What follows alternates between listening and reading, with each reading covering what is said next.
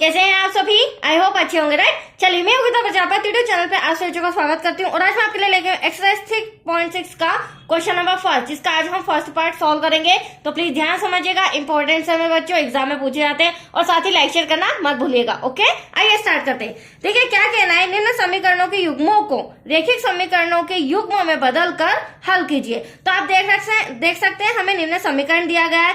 इन दो इक्वेशन को हमें रेखिक समीकरण में बदलना है, मतलब कि इनका डिवाइड बट्टा सॉल्व करना है। और फिर उसके बाद एज यू विश आप विलोपन विधि से सॉल्व करें, प्रतिस्थापन विधि से, या फिर वर्गीकरण मेथड से। तो आइए स्टार्ट करते हैं। सबसे पहले तो हमारा मेन उद्देश्य है कि ये बट्टा सॉल्व करके रेखिक समीकरण बनाना है, राइट। अब देखिए यहाँ पर आप देख रहे हैं 1/2x, यहाँ पर 1/3x, यहाँ पर 1/3y, यहाँ पर 1/2y। तो ये थोड़े से अलग तरीके से सॉल्यूशन होगा इसका। आप देख सकते हैं जो 1/2x है उसे मैं लिख सकती हूँ 2 × x, लिख सकती हूँ या नहीं? ठीक है, ऐसे ही जो 1/3x है उसे मैं लिख सकती हूँ 3 × y। तो हम करेंगे क्या एटलीस्ट बच्चों, ये जो 1/x है ना, इसे चेंज करके हम s मान लेंगे, राइट। और इसे चेंज करके हम t मान लेते हैं। उससे होगा क्या, हमारा s/2 हो जाएगा और t/3 हो जाएगा। ठीक है, ऐसे इक्वेशन सेकंड में करेंगे और फिर जो हमारा डिवाइड है क्रॉस मल्टीप्लिकेशन करके सिंपल इक्वेशन लाएंगे। देखिए कैसे। तो यहाँ पर सबसे पहले हमें लिखना पड़ेगा, माना कि क्या मानेंगे बच्चों, जो 1/x है ना दोनों इक्वेशन में, उसके प्लेस पर हम s लिखना चाहेंगे, राइट। और जो 1/y है उसके प्लेस पर हम t लिखना चाहेंगे इक्वल्स टू t। अब आप देख सकते हैं दोनों इक्वेशन में सॉल्व कर रही हूं, 1/x के प्लेस पर क्या आ जाएगा, s। तो चूंकि डिवाइड में है और डिवाइड में बचा क्या हमारे पास 2, तो आप देख सकते हैं s/2। इतना सिंपल तो ये हुआ, ठीक है। प्लस का साइन, फिर हम देखते हैं 1/y। तो 1/y का भी मैंने आपको यहाँ पर बताया, 1/y के प्लेस पर हम लिख सकते हैं t। और डिवाइड में 3 जो कि ऐसा का ऐसा बचा था वो मैं लिख रही हूँ यहाँ पर, इक्वल्स टू में हमारा दे रखा है 2। यहाँ तो कोई डाउट? अगली सेकेंड इक्वेशन, यहाँ पर भी देखो, यहाँ पर 3 हो जाएगा, यहाँ पर 1/x हो जाएगा। तो 1/x के प्लेस पर क्या आ जाएगा, 1/x के प्लेस पर आ जाएगा s और डिवाइड में बचेगा हमारे पास 3, प्लस का साइन। ठीक वैसे ही 1/y के प्लेस पर आ जाएगा t और डिवाइड में बचेगा 2, इक्वल्स टू 13 डिवाइड में 6। यहाँ तक कोई डाउट? इतना तो हमने इजी कर लिया।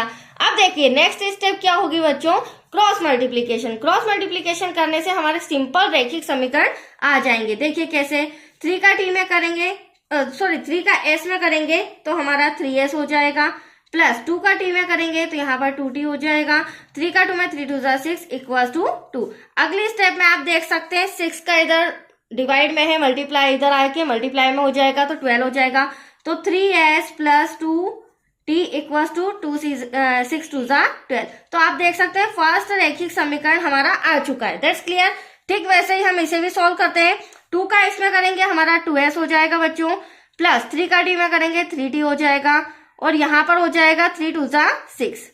अब यहाँ पर 13 डिवाइड में 6 दे रखा है, तो देखो 13 डिवाइड में 6 है, तो ये डिवाइड का 6 इधर जाके क्या हो जाएगा, मल्टीप्लाई में होगा। मल्टीप्लाई में होगा तो हम 6 से 6 कैंसिल कर देंगे। तो यहाँ पर हमारा सिंपल रैखिक समीकरण आएगा 2s plus 3t equals to, आप देख सकते हैं 6 से 6 कैंसिल हो गया तो एटलीस्ट हमारे पास बचा 13। अब ये रही हमारी इक्वेशन नंबर सेकेंड। तो यहाँ तक कोई डाउट आपको? चलिए आगे कंटिन्यू करते हैं। अब मैंने तो 3 मेथड बताई है, समझाई भी है, बट यहाँ पर मैं विलोपन विधि का प्रयोग कर रही हूँ, ठीक है। विलोपन विधि के द्वारा हम x और y का मान निकाल के लाएंगे। तो देखो समीकरण 1 व 2 से इसे हम इधर सॉल्व कर लेते हैं। समीकरण 1 है बच्चों हमारा 3s plus 2t equals to में 12, राइट। और समीकरण 2 है हमारा 2s plus 3t equals to में 13। अब देखिए विलोपन विधि का रूल, हालांकि मैंने पर्टिकुलर पूरा एक्सरसाइज समझाया है, नहीं भी समझा हो तो फिर से मैं एक्सप्लेन कर देती हूँ। फर्स्ट रूल क्या होता है, या तो s के गुणांक सेम आना चाहिए या t के गुणांक सेम आना चाहिए। तो आप देख रहे हैं यहाँ पर 3 है, यहाँ पर 2 है, ये बराबर नहीं है। और यहाँ पर अगर 2 है तो यहाँ पर 3 दे रखा है, ये भी बराबर नहीं है।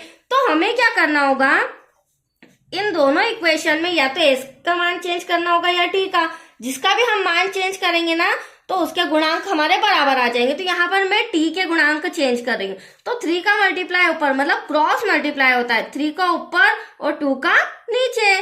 तो अब देखिए हमारे टी के गुणांक सेम आएंगे। देखिए कैसे, 3 का 3 में मल्टीप्लाई करेंगे, 3 3 जा 9 हो जाएगा, एस 3 2 जा 6t इक्वल्स टू 12 3 जा 36। ठीक वैसे ही 2 का 2 में करेंगे, 2 2 जा 4s प्लस 2 3 जा 6t इक्वल टू 13 2 हो जाएगा हमारा 26।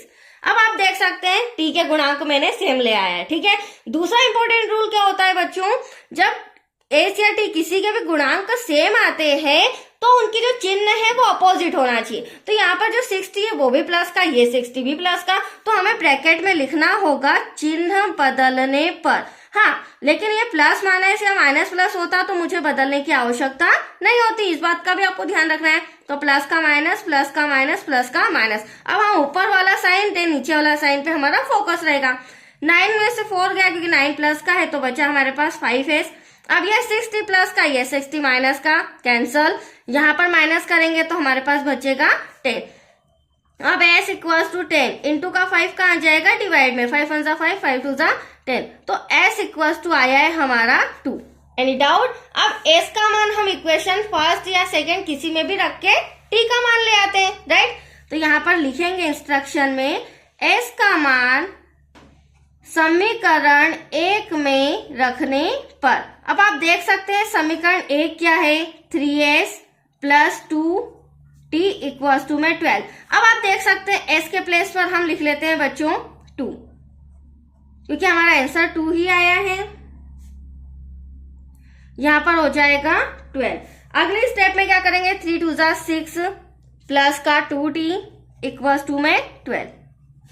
अब 2t तो ऐसा का ऐसा, प्लस का 6 उधर जाके माइनस का हो जाएगा। यहां पर देख सकते हैं आप 2t ऐसा का ऐसा, 12 में से 6 का क्या बचा 6। अब हमें तो t चाहिए, तो क्या करेंगे, इंटू का 2 डिवाइड में कैंसल करेंगे, तो एटलीस्ट t इक्वल्स टू आया 3।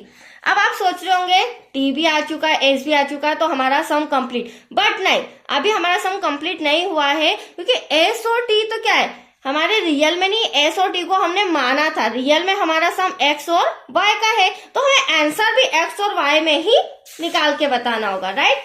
तो अब हम क्या करेंगे, यहाँ पर x और y में हमें कन्वर्ट करना है हमारे आंसर को।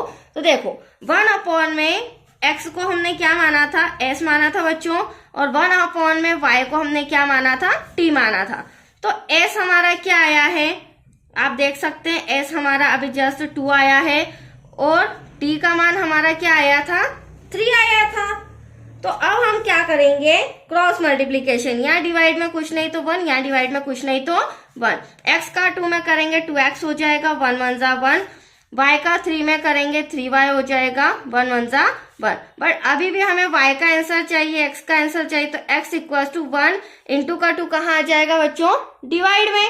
ठीक है, ऐसा ही y ऐसा का ऐसा, 1 ऐसा का ऐसा, इंटू का 3 आ जाएगा डिवाइड में। ये आया है आपका आंसर, क्योंकि हमारा सम x और y से रिलेटेड था, तो उसी के अकॉर्डिंग हमें आंसर लाना होगा। दैट्स क्लियर बच्चों। चलिए ये सम कंप्लीट हो चुका है, नेक्स्ट वीडियो मिलेगा इसी का second part. Okay, thank you बच्चों।